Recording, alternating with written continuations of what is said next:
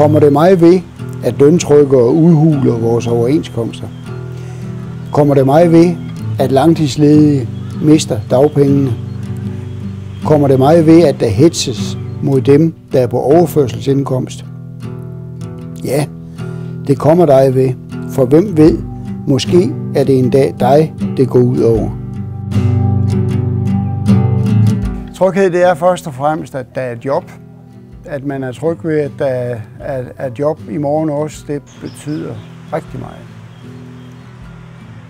Og så,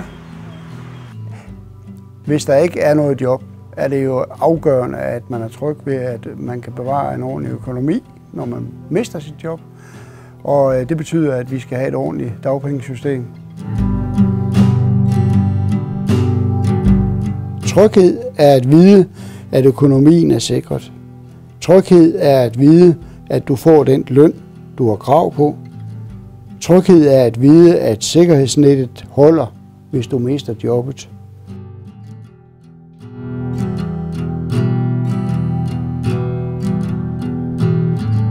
LO Silkeborg Favrskov vælger tryghed på jobbet og i livet.